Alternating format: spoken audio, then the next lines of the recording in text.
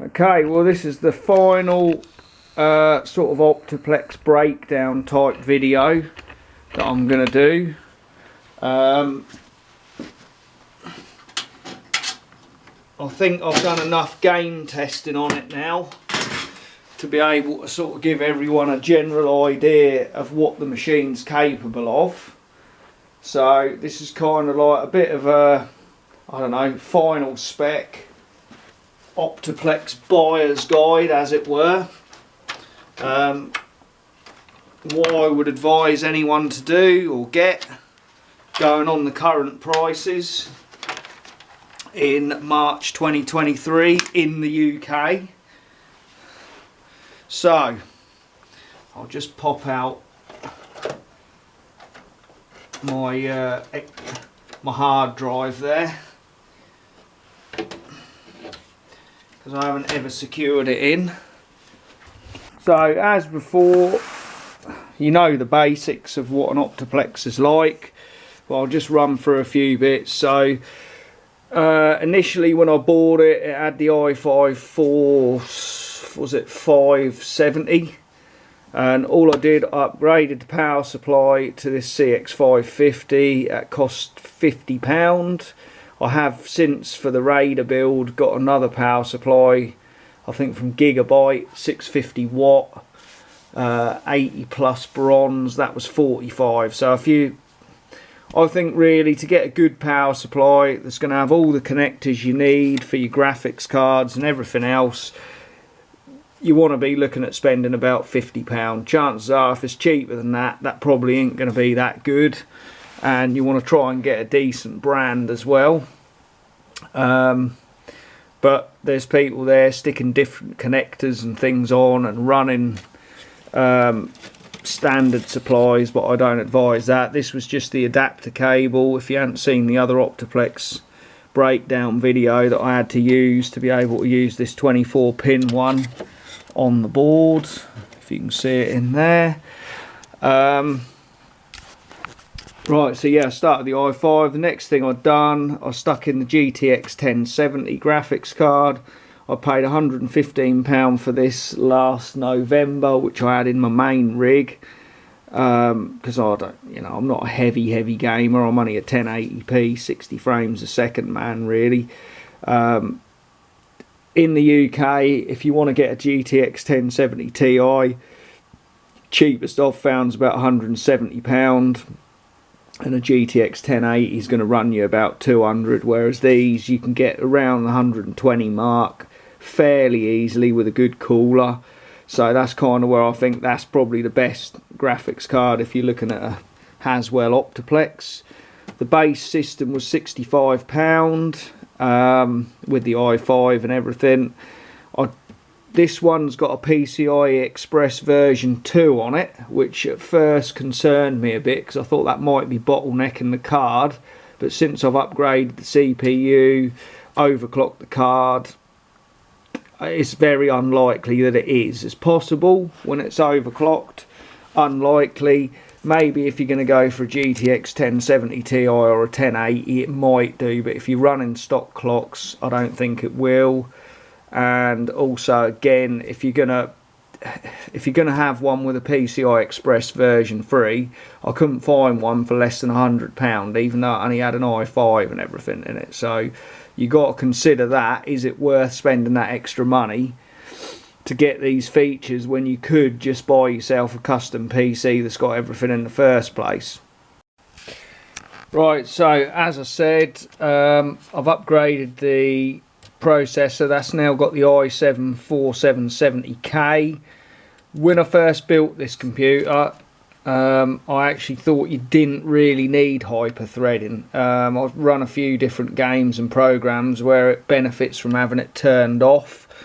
However, especially as I'm doing video capture while I'm playing, if you're doing that, you definitely need them extra threads most of the time, and a lot of modern games, especially when you're running older processors like this that aren't as powerful anyway, you do really want the extra threads. So if you're going to build a gaming Optiplex, you really want to have an i7. That said, as I said in the first video, don't go paying a lot of extra money to have an i7 when you buy it, because chances are that i7 won't be good enough. You want to try and get a fast one. This 4770K with the stock clocks, which you've got to have on an Optiplex, is basically joint second fastest in the Haswell lineup with the 4790 non-K. And both them CPUs will cost you roughly, I think I paid about £50 or 55 delivered. That's from CEX. You can get them cheaper on eBay. You might be able to get one for under £40. I'd go for the K series just in case you decide you're going to get a custom PC or something after. Then you've got the ability to overclock it. The 4790K, I was looking today, you're still going to be £90 if you want to get it from a CEX type dealer with a warranty. eBay, if anything, they've gone up on there. I couldn't see any cheaper than that. Not unless they were potentially faulty and came with a motherboard, so you'd be taking a bit of a risk there. So yeah, I'm guessing because it was the top CPU on the Haswell line, and people who've got a Haswell machine, rather than perhaps buying a whole new one, are probably increasing the demand for that processor, which is normal. Usually the top ones of any socket always end up holding their value a lot better than the others do. So if you're upgrading from your i5, it's going to cost you what, roughly £35 more to go for the 4790K. I'd probably say it's worth it. I mean, you're going to get an extra 500 megahertz, so you know, you'd be 4.2 on all cores. I'd say it's worth the £35. The only thing you got to remember is you might have to do a BIOS upgrade on some of these, because that's kind of like Gen 2 Haswell, and possibly it might run a bit hot for the stock cooler, but without trying one, I don't know. Possibly if people in the comments say they really want me to try one, I might get one just to pop in and see what happens. But you know, you're going to be looking at roughly, I would say, going to a 4790, about a 10% performance increase, which, you know, that's the difference between being able to play a stuttery game and playing a game that's buttery smooth.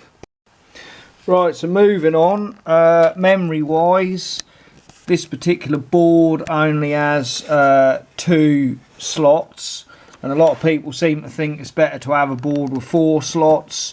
But I did memory testing with the i5, and on benchmarks, if you went over 8 gigabytes, basically it performed slightly worse. So sort of 12 gigabytes really would be your kind of compromise if you're running stuff that needs more memory. If you went to 16 gigabytes, that performed considerably worse on the benchmarks, and when I did a Fortnite test it did as well, although I never put that test up on the channel. It didn't play very well on i5 and 16 gigabytes compared to 8 gigabytes. Once I went up to the i7, 16 gigabytes was fine. That benched easily as well as what it would do with 8 gigabytes in terms of what your bandwidth and things were. So if you want to be running 16 gigabytes, really you want the i7.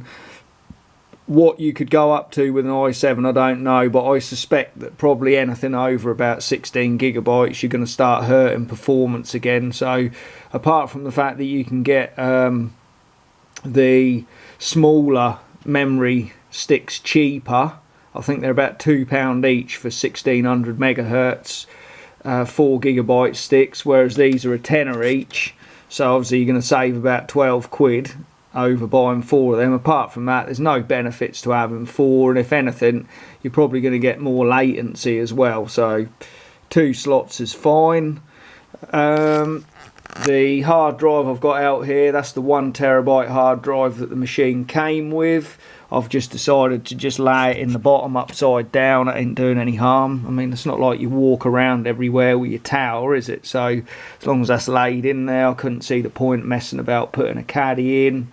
I've also got my solid state drive tucked up in there. I'm not getting it out now. It's just a basic Adata solid state, 120 gigabytes. Cost me a tenner, brand new. Best deals at the moment on CCL.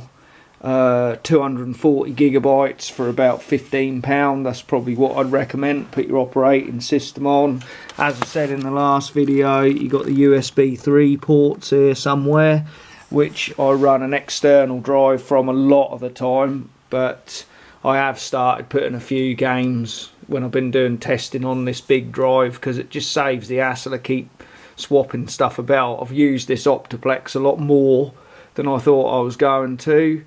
Yeah, apart from sticking the LED strip on, this is literally just a strip here that's magnetic that you go round. It's got another connector there, so you can put more. It just goes to a Molex that's tucked up there. I think that was £15. I just went with green because the graphics card lights up green anyway. That is pretty much it. I did think about messing around and putting a Perspex glass on the side and all that, but then I thought, it's just too much work really. It's just a cheap gaming thing. And then you got your lights, they come through this grill here as well. They look quite smart in the dark. So there you have it. That total build cost me £340. I think for what it is a great little PC at the moment in 2023. I intend to maybe get a later generation Optiplex and see what I can do with that later on, but at the moment the prices of them are just a little bit too strong, and I think that it'd work out cheaper to do a custom build. And I'm also doing this, that's all tucked up in here, the Raider build. You can see I've got my cooler on the top there. So my idea with this one, if you ain't seen the video, that's got a Republic of Gamers board. I'm going to try and build it to the same cost as I built the Optiplex, but that's only going to have the i5 in there, because obviously an i5 is a lot cheaper. It's about £12 for a 4670, which that's got. So we'll see if I can overclock it and get the performance somewhere near. I'm guessing the Optiplex is going to edge it though with the extra cores. I've got my Xbox S, Series S, that I just bought at the weekend. I'm doing some comparisons with that and the Optiplex, because that was £250, which is basically about what I've spent on the upgrades. So yeah, there we are. I've got just a quick rundown of what I'm doing. Feel free to give me any comments about what you'd like to see, what games you'd like to see tested. Someone asked about Apex Legends the other day, so I've done a game test of that. I've learned how to do side-by-side video editing, videos where you're comparing one system to another. That's something I'm doing with my video editing. So yeah, hopefully things will keep improving as the channel grows. See you soon.